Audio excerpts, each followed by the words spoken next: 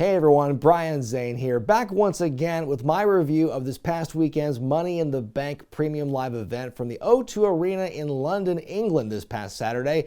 I gotta say, the last year plus or so when they've been doing these international PLEs, they've really been knocking it out of the park with the, the presentation, the way the shows go down for the most part, and also just the experience of this fan base that isn't used to having the giant shows from WWE come to town and just them reacting in kind. We saw, with the show in Puerto Rico this year with Backlash, and especially here in London. I gotta tell you, the footy style chants were plentiful during this show, and they were definitely just so loud and animated and responsive to so much on this show, and really made the whole event be more fun and more enjoyable to watch in a lot of ways, I thought. The show begins with the men's Money in the Bank ladder match, and I just have to say, my God, the pop for LA Knight was probably one of the biggest you'll see the entire show. You could tell clearly this man is the people's choice by far. Logan Paul, of course, is the inverse, gets booed by everyone and is beat up by everyone else early on.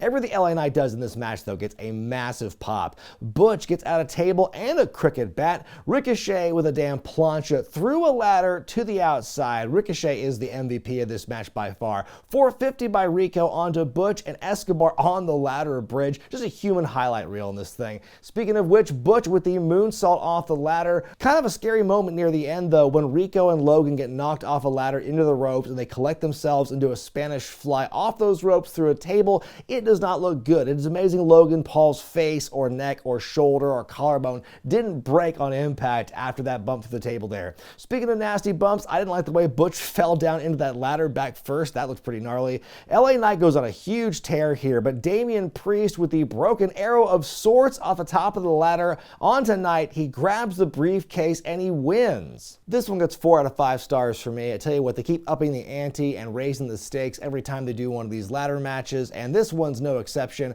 I like the fact that none of the participants had been world champions previously, so it really felt like this really cool display of the mid-card as it is right now. It's kind of a clean slate of here are all these people who could be the main event in the future, and I think Damian Priest winning it, it's not the person that I predicted. LA Knight not winning it, I think's a downer, but I don't think he's going to be going away anytime soon. I think that hopefully, the WWE does seem to be enjoying these long-term builds right now, and so maybe LA Knight isn't the choice they were going for. It does seem very much not of their own design that he is as over and popular as he is right now, but you have to think they will take that into account at some point down the line. That being said, Damian Priest I think is a great choice as far as somebody who you've seen his progression, especially after that first Bad Bunny partnership when he first came up to the main roster. Then there was a period of time between that and like joining the Judgment Day basically,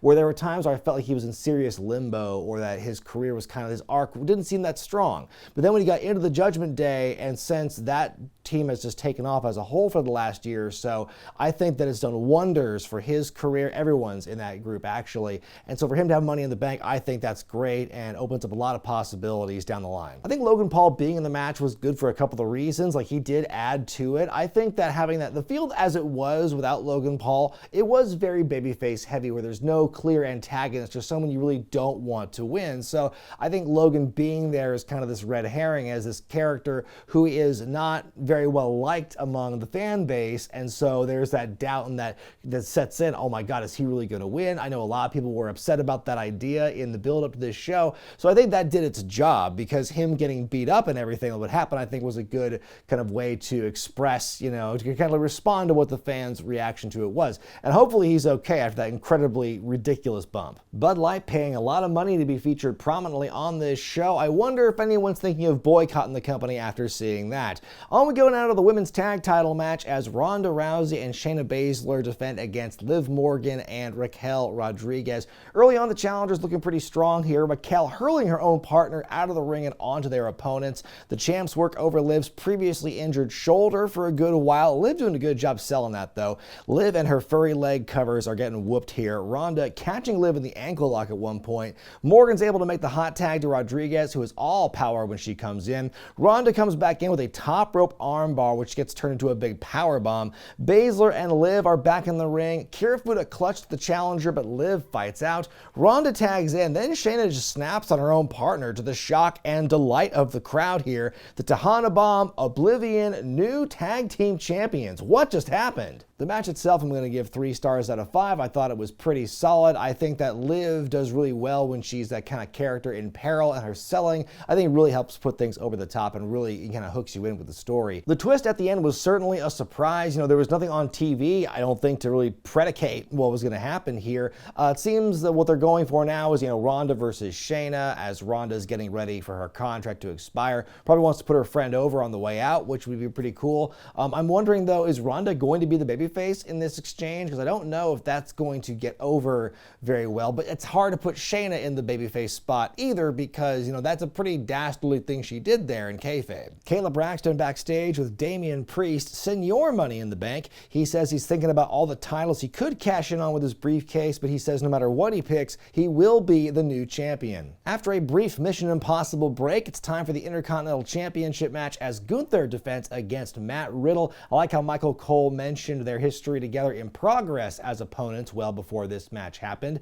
Early on, Riddle trying to take Gunther down via leg bar or strikes, but Gunther's just too strong. The champ trying to remove the tape wrapped around Riddle's ankle. Riddle does come back. He goes for the bro tom, but Gunther catches him, slips out, a floating bro and a kick out. Gunther with the flying nothing, caught in a triangle hold. There's a power bomb into a half crab. Gunther catching the other foot. He chops the hell out of the injured foot. We get the leg grapevine and Riddle taps. Gunther retains. It's a relatively brief match, but they make the most out of their minutes. It's very hard hitting and action packed. You know what you're going to get when you watch a Gunther match, and this one was definitely that in kind of a nice tight package. And I gotta love the way, all the different ways that Gunther wins his matches. He never wins the same 2 matches in a row the same way. It's always some variation of just a power move or a move you wouldn't think would be a traditional finisher, like a clothesline or a chop or whatever, but he's still able to just beat you with it. And I think that's so cool how dominant they've made Gunther. But after the match, Drew McIntyre appears. We haven't seen him since that triple threat at WrestleMania.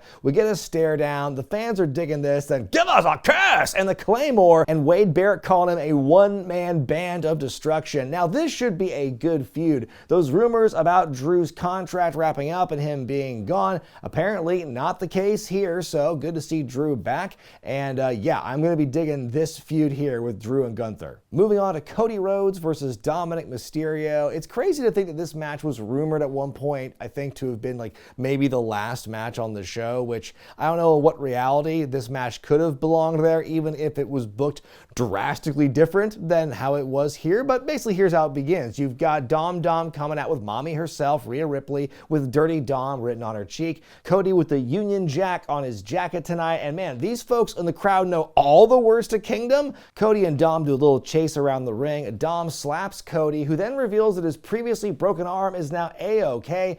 Dom distracts the referee by messing with the turnbuckle. That leads to Rhea getting physical, dropping Cody on the steps, followed up with a Dom dive. Oh, Dom is a wanker chant by the crowd here, followed by a Cody Rhodes song. Dominik attempting the 619 in the end, but Cody catching it, spinning him around before the Alabama Slam, the cutter, the crossroads, and that's it. 2 stars out of 5 for me on this one. It was a fine match, but I was just kind of shocked at how straightforward it was. Like, wow, there's not the usual bells and whistles or this 3-act structure it feels like you normally get with a Cody match on pay-per-view. So for it to be as just kind of cut and dry as Dominik getting his, getting beat up by Cody in the end in a relatively simple match was definitely a surprise. So yeah, competently done, nothing wrong with it, just didn't feel as epic as I think people kind of assumed it might be, especially with those rumors about it maybe going last. Come on, everyone, and put your hands together for the John Cena, the 16-time world champion, making a surprise appearance, and the crowd goes bonkers for it. He talks about how the decision makers think the fans are a distraction, but he says, you fans aren't taken away from the show, you are the show. Lots of pandering to the fans here. We get a thank you Cena chant. He says he's trying to bring in WrestleMania to London, which of course gets this massive pop. It's not him announcing WrestleMania is in London. He's just teasing it, folks. It's totally different. But as he's talking about that, out comes Grayson Waller to be the sacrificial lamb. He talks about how much of a fan he is of Cena's and seen all his movies. He talks his way through a very loud "shut the fuck up" chant. He makes some of the same complaints I used to back in the day about, oh, the fans cheer the heels and boo the faces. What's with that? He says WrestleMania does not belong in London, but it belongs in Australia. Like WrestleMania Australia just rolls off the tongue. And then he says he wants Cena to be a guest on his show at this hypothetical Australia Mania. And Cena says no. And then you've got Cena going, let's give it up for the idea of WrestleMania in London again. Pop some more. I thought Mick Foley had cheap pops. This is ridiculous. And then Grayson Waller beats up Cena. He hits him from behind. He takes him down and does a little taunt, but Cena pops back up and gives him the AA and leaves, as it should be. But seriously though, a nice surprise for the fans in London for Cena to show up like this, making the event feel a lot more star-studded. For the amount that he was talking about the fans and getting the cheap pops and everything, I'm surprised he didn't also announce the attendance record for the show here. But as far as, they've done this before, like at other shows, like house shows as well, over the years. And eventually, after you keep teasing WrestleMania in London, you're going to have to eventually pull the trigger on that one. And I feel that with this show in particular, kind of giving some of my overall show thoughts early here, this show, if this is not a good, evidence that WrestleMania in London could do well, then, I don't know what to tell you. On we go to the women's Money in the Bank ladder match. I gotta say, I really popped for Becky Lynch's Phoenix-inspired attire here. Io Sky catching herself on a ladder ramp early on, but Zoe Stark drops her on it. Trish with a very unnecessary bump on the ladder. Zoe and Trish have never set up a ladder before, it seems, and Trish is knocked off and falls into the ropes. The old Bayley ooh-ah chants are back, gotta love it. Zelina Vega yanked back and forth in the ladder by Damage Control. You would think she would just drop her arms. Becky with a disarm her on Stark through the ladder. Trish and Zelina on opposing ladders. Zelina using Trish as a somewhat contrived bridge from one to the other. Io Sky reaching for the case, but her ladder is dragged away, which in the moment I thought was kind of funny. She hits a big old moonsault off the ladder onto everyone else. Zelina diving off a ladder onto Trish and Becky. It looks like Trish's nose gets busted up at some point in the fray. Bayley and Io shove a ladder perpendicular into another ladder. Zoe brings out handcuffs from under the ring, but Becky is able to escape. Another ladder bridge spot is built, this time a manhandle slam on the bridge. Ouch. Vega with a freaking code red on the ladder bridge to Stark. Holy shit. And even more surprising than her doing the move is Michael Cole name dropping Amazing Red after that move happened. Io climbs the ladder. Bayley taking her own partner out though. Bayley climbs up. Becky Lynch stops her. Fish hooks her with the handcuff. Kinda. Ooh, that could have gone better. Io handcuffs Bayley and Becky together. She climbs the ladder, grabs the briefcase, and wins. I'm gonna give this one 4 stars out of 5. There were some parts in this matchup more so than the men's where like a lot of the stunts seemed just very, like I said, kind of contrived and like we are gonna get in position now for this, even though it doesn't look or feel at all natural. But I mean, those moments aside, yowee, these ladies took some serious risks during this one, and I will definitely applaud them for that. Some really innovative things. Probably my favorite women's Money in the Bank match that I can recall in recent memory. It was a very fun and creative finish, somewhat similar to what Sami Zayn did with Jeff Hardy and AJ Styles a few years ago in the Thunderdome in their ladder match for the title, the IC title. And for Io to win, I think is really cool too. Again, it kind of breaks away from the other more established women like Becky Lynch or Trish Stratus or any of that kind of upper tier, and putting it on someone who could definitely break through as a champion in the future is a really cool idea. A match for the World Heavyweight Championship, 7 years in the making, as the inaugural champ Seth F. Rollins defends against Finn Balor of the Judgment Day. I love the fact they were able to play that history of them at SummerSlam 7 years ago into the build for this one and that match, the Universal Championship. And thinking about the whole timeline split and how things could have gone differently in WWE at that time period had Finn stayed healthy. But enough talking about that. Let's get in this matchup here. Fast-paced start to things. Seth with those injured ribs. Finn's looking to exploit that weakness. Good back and forth in the match here. Rollins kicks out at one point, showing some fire, but Balor continues to grind away at the champion. Seth with the buckle bomb in the corner. Nice callback to SummerSlam. The coup de grace is missed. The stomp is missed. A Pele kick caught into a sort of pedigree. Out comes Damian Priest with his briefcase. The big cash it in chant from the crowd. You don't think I have eyes in the back of my head, says Seth moments before he's attacked from out of nowhere by Balor. Finn with many coup de graces. He goes Usos up top, but then Damian gets up for a second, the distraction. He misses the stomp and gets stomped himself. Rollins retains the championship. 4 stars out of 5 for me. Just a kick-ass match you would come to expect from these individuals. I don't think they did anything to disappoint in this one. The finish with Damian Priest getting involved and like possibly teasing a cash-in was kind of surprising to me. They're already kind of using that to maybe sow seeds of dissension and doubt and unrest in the Judgment Day. It seems kind of a pity that for all the work they had put into just building up this group as a legitimate group of contenders, because I mean, remember this time last year, people's opinion on that group was very different, and now they've just worked so hard to become more legitimate and just a great all-around team. For them to already tease that this group is breaking up, especially as the Bloodline is now just breaking up, to do that again so soon, possibly with this group, I think is a bit premature. Before the main event, we see the tag team champs Kevin Owens and Sami Zayn up in the skybox. Easy payday for them tonight. They're asked for their thoughts on the main event match coming up. Sami says, tonight, Roman gets exactly what's coming to him. We go to that match now, the Bloodline Civil War, as Roman Reigns and Solo Sikoa take on Jimmy and Jay, the Usos. And this has just been a stellar job they've been doing telling this story. The fracture that began in January at the Royal Rumble has just descended into madness and has now caused this whole group to fracture. And I think the way they've been going about it, I mean, just that video package alone, showing you pretty much the entire 3.5-year history of what's been going on with Roman Reigns